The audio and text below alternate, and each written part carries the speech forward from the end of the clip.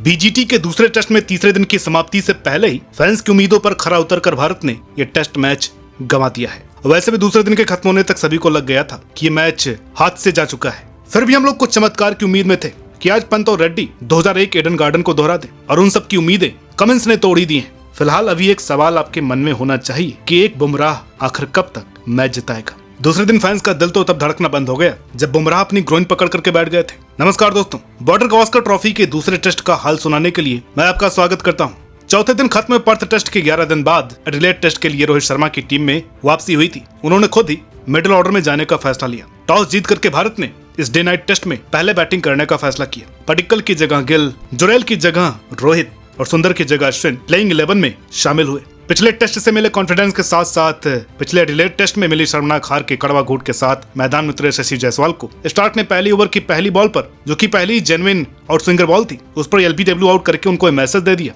कि I am still fast. जिस तरह से स्टार्क की बॉल लहरा रही थी उससे अंदेशा लगने लगा था कि कुछ ऊपर नीचे होने वाला है, और डर ये था कि पिंक बॉल लाइट्स के अंडर और ज्यादा मूव होती है। खैर, राहुल भी लकी रहे जो कि नो बॉल पर आउट होने से बच गए, वरना 1 बाय 1 का गणित सटीक हो जाता। 1 डाउन उतरे शुभमन गिल ने राहुल के साथ मिलकर गेम को आगे बढ़ाना शुरू किया, यानी कि अपने नेचुरल तरीके से गेम चला रहे थे। और केएल राहुल थोड़ा अल्ट्रा डिफेंसिव खेल रहे थे क्योंकि एक छोर को संभालना उन्हीं की जिम्मेदारी थी। दोनों ने साथ मिलकर 69 रन जोड़े ही थे कि स्टार्क की ऑफ स्टंप की बॉल को गली और बैकवर्ड पॉइंट के बीच से गाइड करने के चक्कर में राहुल गली में खड़े मैक्सवेनी को कैच थमा बैठे, यानी कि स्टार्क अब अंदर आती हुई बॉल और बाहर जाती हुई बॉल दोनों तरीके से कहर ढा रहे थे। लेकिन स्टीप बाउंस लेती उनकी बॉल आना बाकी थी, जिसका यूज उन्होंने विराट को आउट करने के लिए किया। विराट का ऑफ स्टंप के बाहर जाती गेंद के साथ फिर से वही अफेयर खेल हुए छोड़ू के चक्कर में विराट भी चलते बने। भारत 77 पर 3 से 109 पर 7 हो गया, क्योंकि सीवी शोभन और रोहित को हेजलवुड की जगह टीम में शामिल बॉलर ने जहां इन स्विंगर पर एलबीडब्ल्यू किया, तो ही पंत कमिंस की pin point short pitch ball पर चलते बने। हालांकि अश्विन रोहित और विराट से ज्यादा सहज नजर आ रहे थे। स्टार की बेहतरीन इन स्विंगर पर एलबीडब्ल्यू होने से पहले ही उन्होंने महत्वपूर्ण 22 रनों की पारी खेली। इसी स्कोर पर स्टार्क ने सेम डिलीवरी के साथ हर्षित राणा को भी क्लीन बोल्ड कर दिया। एक छोर से यह सब ड्रामा देख रहे नीतीश रेड्डी ने उसके बाद सही अप्रोच अपनाते हुए तेजी से खेलना शुरू किया। तो स्टार्क को मिड ऑफ के ऊपर से एक बेहतरीन 6 भी मारा, लेकिन वो भी ज्यादा कुछ नहीं कर पाए क्योंकि दूसरी ओर से कोई भी सपोर्ट उनको हासिल नहीं हुआ और 180 के स्कोर पर पूरी टीम ऑल आउट हो गई। चलो, फैंस को लगा I am only believe in Jassi भाई, लेकिन कब तक भाई? जस्सी भाई अगर मैग्रा है तो उनके साथ शेन वार्ड नहीं है। जस्सी भाई अगर वकार यूनिस है तो उनके साथ कोई वसीम अकरम नहीं है। आज जस्सी भाई के साथ उनका मोहम्मद शमी नहीं है। ये बात पहले दिन और दूसरे दिन हर भारतीय फैन को रियलाइज हुई होगी। 180 को पार करने उतरे ऑस्ट्रेलिया ने उस्मान ख्वाजा को जल्दी गवा दिया। मैक्सवेनी और लबुसेन ने दृढ़ता के साथ जसप्रीत बुमराह का सामना किया। बुमराह ने मैक्सवेनी को 2 रन पर आउट कर ही दिया था, लेकिन उनका कैच छूट गया और पहले दिन ऑस्ट्रेलिया 86 रनों पर एक विकेट के साथ होटल लौटा। पूरे दिन एक चीज भारतीय फैंस के लिए निराशाजनक थी, वो थी रोहित शर्मा की कप्तानी। अब ऐसा लग रहा है कि न्यूजीलैंड से मिली हार से उनका वो एग्रेसिव टच कहीं खो सा गया है। पहले टेस्ट में कोहली और बुमराह ने साथ मिलकर के अच्छी कप्तानी की थी, लेकिन इस टेस्ट में रोहित एकदम से थके हुए नजर आए, चाहे वो बैटिंग की बात हो या फिर कप्तानी की। दूसरे दिन ये चीज तब और सामने आ गई जब हेड बैटिंग को उतरे। इस पर आगे बात करते हैं। दूसरे दिन ऑस्ट्रेलिया ने 6 रन और जोड़े ही थे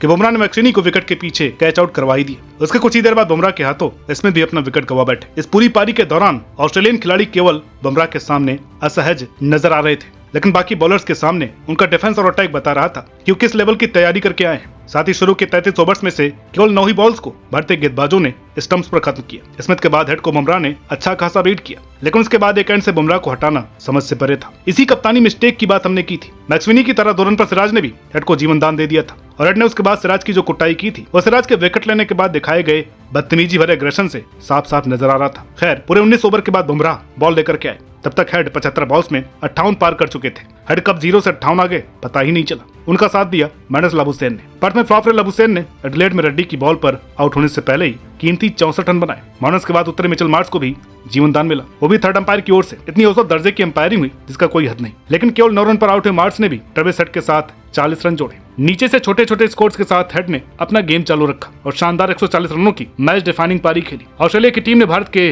180 के जवाब में 337 रन बनाकर 157 रनों की लीड ली। भारत की बॉलिंग डिसिप्लिन नजर नहीं आई और 21 एक्स्ट्राज जिसकी बखूबी गवाही देते हैं। भारत के लिए सिराज और बुमराह ने 4-4 सफलताएं हासिल की, तो वहीं अश्विन और रेड्डी के खाते में एक विकेट आया। और जब हेड भैया टेस्ट में कूट रहे हो तो एक न एक बॉलर के आंकड़े वनडे फॉर्मेट में बदल ही जाते हैं, और वो सौभाग्य हर्षित राणा को हासिल हुआ जिन्होंने 16 ओवर्स में 86 रन दे डाले। पहले टेस्ट में स्टंप्स को टारगेट करने वाले भारतीय गेंदबाजों ने इस मैच में केवल 4% गेंदों को ही स्टंप्स पर खत्म किया, जबकि यही काम ऑस्ट्रेलिया ने 11% किया। और एक कमी आज बॉलिंग में दिखाई दी, वो थी लेंथ का भटकाव। पर्थ वाला लेंथ ही भारत ने यहाँ भी जारी रखा, जबकि स्टार्क ने फुल लेंथ से ही विकेट निकालने की कोशिश की। पहली पारी में जायसवाल, अश्विन, रेड्डी, हर्षित, जबकि दूसरी पारी में Shubman Gill full length in swinger पर ही आउट हुए हैं। 157 रनों से पीछे बैटिंग करने उतरी भारतीय टीम ने शुरुआत तो पॉजिटिव दी, लेकिन जायसवाल का शॉट खेलने का तरीका कॉन्फिडेंस से कहीं ज्यादा उनके ईगो को दिखा रहा था, जो तब से हर्ट हुआ था जब पहली पारी में पहली बॉल पर आउट हो गए थे। राहुल भी दूसरी पारी में अच्छे और एग्रेसिव अप्रोच में नजर आए। भारत तेजी के साथ खेल रहा था, क्योंकि under the lights pink ball को ज्यादा देर तक डिफेंस करने के लिए खेलने का कोई सवाल ही पैदा नहीं होता। लेकिन कमिंस की फिर वही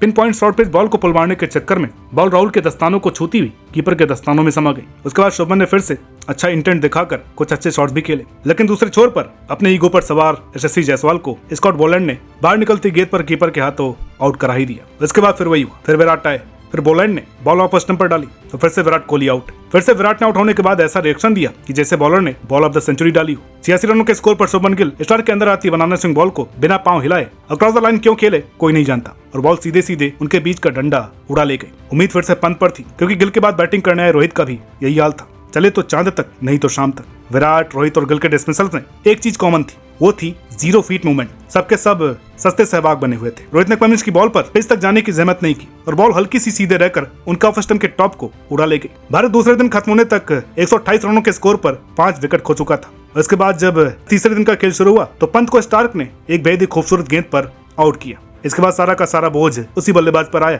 जो 3 पारियों में से 2 में हाईएस्ट स्कोरर रहा है। जी हाँ, वही नीतीश रेड्डी। भाई साहब डेब्यू सीरीज में ऐसा खेल रहे हैं जैसे 15 टेस्ट खेल चुके हैं, और रोहित भैया ऐसे खेल रहे हैं जैसे पहली बार स्विंग बॉलिंग देख रहे हैं। फिर से उनके 42 की बदौलत भारत का मनोबल थोड़ा सा बढ़ा होगा, क्योंकि पारी की हार से जो बच गए। लेकिन भैया 10 विकेट से हारना भी कोई शबाब का काम नहीं है। पहली पारी में पंत को छकाने वाले कमिंस ने इस पारी में 5 कामयाबी हासिल की और भारत 18 की लीड ले पाया, जिसको ऑस्ट्रेलिया ने आसानी से हासिल कर लिया। इसी के साथ WTC में हम तीसरे नंबर पर काबिज हो चुके हैं। अब अगले सारे मैच जीतने के बाद हमें भी इरफान बट्स का सहारा लेना ही होगा। भाई जस्सी भाई के भरोसे कब तक रहोगे, क्योंकि एक बात तो साफ है कि बुमराह सारे मैच नहीं खेल सकते हैं और शमी को NCA से अभी तक क्लियरेंस नहीं मिला है। क्रिकबज़ में पब्लिश्ड एक आर्टिकल की माने तो शमी अभी तो ऑस्ट्रेलिया नहीं आ सकते हैं, ज्यादा से ज्यादा आखिरी टेस्ट में ही प्लेइंग टीम में शामिल हो सकते हैं। यानी कि ऐसे में बुमराह पर 4 टेस्ट का लोड डालना कहीं से कहीं तक मुनासिब नहीं होने वाला है, क्योंकि BGT के 1 महीने बाद ही चैंपियंस ट्रॉफी भी होनी है। तो इसके बारे में आपका क्या सोचना है, कमेंट करके बताइएगा। वीडियो अच्छी लगी तो प्लीज लाइक करें, शेयर करें। चैनल पर नए तो प्लीज सब्सक्राइब करना ना भूलें। मिलता है आपसे अगली वीडियो में, तब तक के लिए